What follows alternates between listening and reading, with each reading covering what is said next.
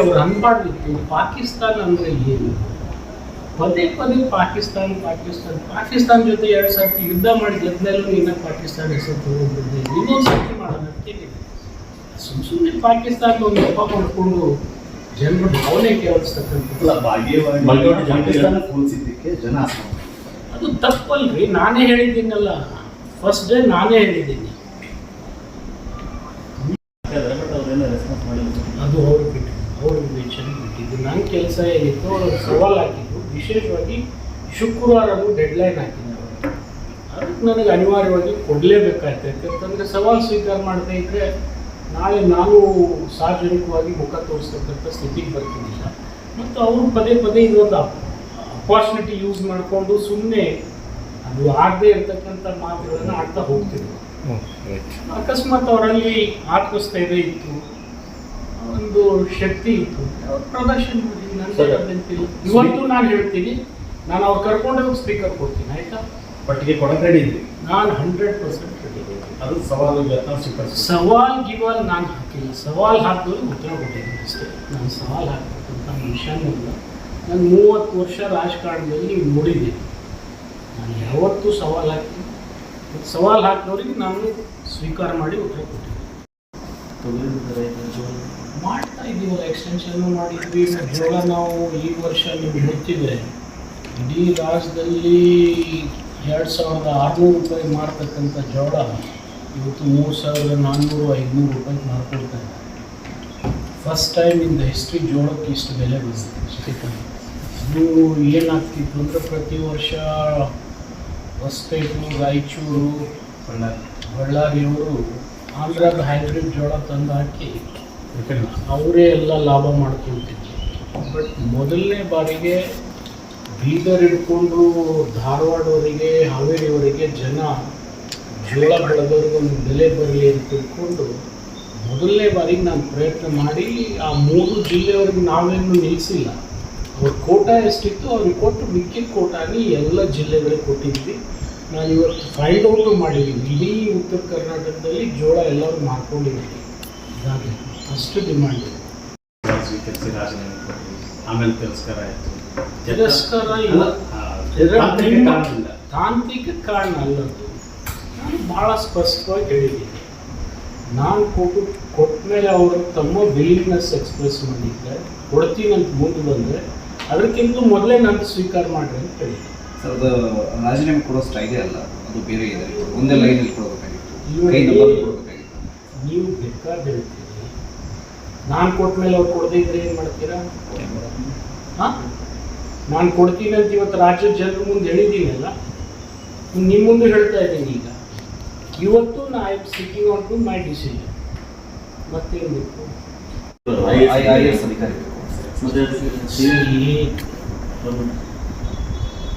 ಅವರೆಲ್ಲ ನಾವು ಮಾಡ್ತಕ್ಕಂಥ ಕೆಲಸದ ಮೇಲೆ ಹೋಗ್ತಾರೆ.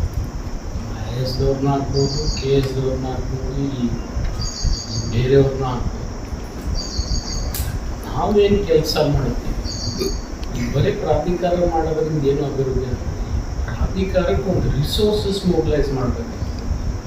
ಆ ರಿಸೋರ್ಸಸ್ ನಾನೇ ಮೊಬಿಲೈಸ್ ಮಾಡ್ತಾ ಇದ್ದೀನಿ. ಬಾಗೇವಾಡಿ ಪ್ರಾಪರ್ ಇದಲ್ಲೇ ನಾವು ರಿಸೋರ್ಸಸ್ ಮೊಬಿಲೈಸ್ ಮಾಡಿ ಸರ್ಕಾರ ಬ್ಯಾಲೆನ್ಸ್ ಏನಾದರೂ ಕೊಟ್ಟರೆ ಭಾಳ ಒಳ್ಳೆಯದು. ಕೊಡದೇ ಇದ್ದರೂ ಅದು ತನ್ನಷ್ಟಕ್ಕೆ ತಾನು ಬರತಕ್ಕಂಥ ಶಕ್ತಿ ತುಂಬತಕ್ಕಂಥ ಕೆಲಸ ನಾನು ಮಿಸ್ಗೈಡು ಗೈಡು ಬರ್ತಾರ ಅವರು. ಯಾಕಂದ್ರೆ ಅವ್ರು ಏನು ಹೇಳಿದ್ರು ಕರೆದುಕೊಟ್ಟಿದ್ರು, ನಾನು ಮುಂಚೆ ಹಿಂದಿನ ದಿನ ಬಂದಿದ್ರು ಮುಸ್ಲಿಂ ಮುಖಂಡರು ಕೂಡ ಹೇಳಿದ್ದೆ. ಅದು ನೋಡಿ, ಅದು ಯಾರು ನನಗೆ ಹೇಳಿದ್ರು ಅವ್ರಿಗೆ ಹೋಗ್ತಾವ ಕೇಳಿದ್ರು, ಅವ್ರು ಅದನ್ನು ಸ್ಪಷ್ಟೀಕರಣ ಕೊಡ್ತಾರೆ.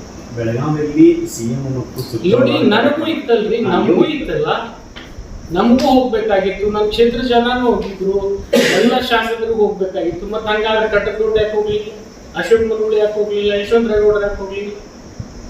ಇದು ಒಂದು ಸರ್ಚ್ ಪ್ರಕ್ರಿಯೆ. ಇದರಲ್ಲಿ ಏನೋ ಅದನ್ನ ಅಷ್ಟು ದೊಡ್ಡದು ಮಾಡಿ ಇಷ್ಟೆಲ್ಲ ಪ್ರತಿಕ್ರಿಯೆ ಕೊಡೋದು ನನಗೆ ಸಾಧ್ಯನಿಲ್ಲ. ಸಣ್ಣ ಯಾಕೆ ನಾನು ಈ ಮಾತು ನಿಮಗೂ ಹೇಳ್ತಾ ಇದ್ದೀನಿ ಅಂದರೆ, ಆ ವೇದಿಕೆಯಲ್ಲಿ ನಾನು ಜಿಲ್ಲಾ ಉಸ್ತುವಾರಿ ಸಚಿವರು ಬಂದಿಲ್ಲ ಅಂತ ನಾನು ಹೇಳಲಿಲ್ಲ. ನನಗೆ ಸುವರ್ಣ ಟಿ ವಿದವರು ನನಗೆ ಪ್ರತ್ಯೇಕವಾಗಿ ಕರೆದಾಗ ನಮ್ಮ ಡಿಸ್ಕಷನ್ನಲ್ಲಿ ಆ ವಿಷಯ ಪ್ರಸ್ತಾಪ ಆಯಿತು. ನಾನು ಇಷ್ಟ ಹೇಳಿದೆ, ಅವ್ರು ಬರಬೇಕಾಗಿತ್ತು, ಅವ್ರು ಬಂದಿಲ್ಲ, ಬರ್ತಾರೆ ಅಂತೇಳಿ ಮುಸಲ್ಮಾನ್ ಬಾಂಧವರು ನನಗೆ ಹೇಳಿದರು. ಅವ್ರು ಬರ್ತಾರೆ, ನೀವು ಬರೆದಿದ್ರೆ ತಪ್ಪಾಗ್ತದೆ ಅಂತೇಳಿ ಕೂಡ ಹೇಳಿದ್ರು. ಬಂದಿಲ್ಲ ಅಂತ ಇಷ್ಟೇ ಪ್ರತಿಕ್ರಿಯೆ ಕೊಟ್ಟಿದ್ದು. ಅದೇನು ದೊಡ್ಡದು? ನಿಮ್ಮ ವಿರುದ್ಧ ದೂರು ಕೂಡ ಕೊಡ್ತೇನೆ. ನಾವು 100 ದೂರು ಕೊಟ್ಟರು ನಾನು ಅದನ್ನು ಕೇರ್ ಮಾಡಿದ್ದೆ. ಇದನ್ನು ಆಲ್ರೆಡಿ ಹೇಳಿದ್ದೆ. ಮತ್ತೇನಾದ್ರು ಹೇಳ್ಬೇಕು? ನನ್ನ ಹೆಸರೇ ಕೇಳತ್ತಾರೆ ಹಾಂ, ನನ್ನ ಹೆಸರೇ ಕೇಳತ್ತಾರೆ. ನಾನು ಯಾರ ಹೆಸರು ಹೇಳ್ತಿಲ್ಲ. ಅವರು ಜಿಲ್ಲಾ ಉಸ್ತುವಾರಿ ಸಚಿವರು, ಅವ್ರು ಬರ್ತಾರೆ, ನೀವು ಬರಲೇಬೇಕು ಅಂತೇಳಿ ಮುಸಲ್ಮಾನ್ ಬಾಂಧವರು ಜೊತೆಗೆ ಅವ್ರ ಲೀಡರ್ಸು ನನ್ನ ಹತ್ರ ಬಂದಿದ್ರು. ಆಯ್ತಪ್ಪ, ಅವ್ರು ಬರ್ತಿದ್ರು, ನಾನು ಬರಲೇಬೇಕು ಅಂತ ಹೇಳಿದೆ. ತಪ್ಪ? ಹಾಂ, ತಪ್ಪ? ಅವ್ರು ಬರುವುದಿಲ್ಲ ಅಂತೇಳಿ ನನಗೆ ಹೇಳೇ ಇಲ್ಲ. ಮತ್ತು ಸಹಜವಾಗಿ ಮಾತಾಡಿದ್ದಕ್ಕೆ ಈ ರೀತಿ ಪ್ರತಿಕ್ರಿಯೆ ಕೊಡೋದಿದ್ರೆ ನಾನು ಮಾಡ್ಕೊಡ್ಬೋದು. ಆದರೆ ಅದಕ್ಕೆ ನಾನು ಹೋಗೋದಿಲ್ಲ. ಮತ್ತು ನಿಮಗೂ ಹೇಳ್ತೀನಿ, ನಾನು ಜಗಳ ಬೇಕು. ಯಾವಾಗ ಪಾಕಿಸ್ತಾನದವರು ಇಂಥ ಕುಹಕ ಶಕ್ತಿಗಳಿಗೆ ಸ್ಫೂರ್ತಿ ಕೊಡ್ತಾರೆ, ಅವನ್ನು ಅವರಿಗೆ ಉತ್ತರ ಕೊಡಲೇಬೇಕು. ಯಾವುದೇ ಪಕ್ಷ ಇರಲಿ, ಬೇರೆ ಥರ್ಡ್ ಫ್ರಂಟೇ ಇರಲಿ, ಕೊಡಲೇಬೇಕು, ಉತ್ತರ ಕೊಡಲೇಬೇಕು. ಯಾಕಂತಂದರೆ ಇದಕ್ಕೊಂದು ಇತಿಶ್ರೀ ಹಾಡಲೇಬೇಕು. ಈಗ ಒಂದು ಒಳ್ಳೆ ಟೈಮ್ ಬಂದಿದೆ. ಉತ್ತರ ಕೊಟ್ಟರೆ ಕೇಂದ್ರ ಸರ್ಕಾರದ ಜೊತೆ ಇಡೀ ದೇಶದ ಜನ ಇರ್ತಾರೆ. ಪಕ್ಷಗಳು ಬಿಟ್ಟು ಪಕ್ಷಗಳು ಇರ್ತಾವೆ, ಇವತ್ತು ನಾಳೆ ಇರೋದಿಲ್ಲ. ಎಲ್ಲ ಜನರ ಆಸೆ ಇದೆ ಇಂಥವ್ರು ಅಂತಕ್ಕೆ ಉತ್ತರ ಕೊಡಬೇಕಂತೇಳಿ. ಮತ್ತು ಇಸ್ರೇಲ್ದಲ್ಲಿ ಆಗಲಿಲ್ಲ, ಅದು ನೋಡೋಣ. ಅದು ಆಗಬೇಕಂತ ನಾನು ನಿರೀಕ್ಷೆ ಮಾಡೋದಿಲ್ಲ. ಬಟ್ ಇಂಥ ಜನರಿಗೆ ಒಂದು ಉತ್ತರ ಕೊಡಬೇಕಾದಂಥ ಅವಕಾಶ ಭಾರತಕ್ಕೆ ಬಂದಿದೆ. ಕೊಟ್ಟರೆ ಒಳ್ಳೆಯದು. ಸರ್, ಕೆಲವು ರಾಜಕಾರಣಿಗಳು ರಫೇಲ್ ಕಟ್ಟಿದ ನಿಂಬಿಕೆ ಉಪಯೋಗಿಸ್ತಿದ್ದಾರೆ, ಅದನ್ನು ಶೋ ಮಾಡಿ ಅದನ್ನು ಪಾಕಿಸ್ತಾನದ ನಾನು ಆ ಎಲ್ಲ ಕಾಮೆಂಟ್ ನಾನು ಮಾಡಿ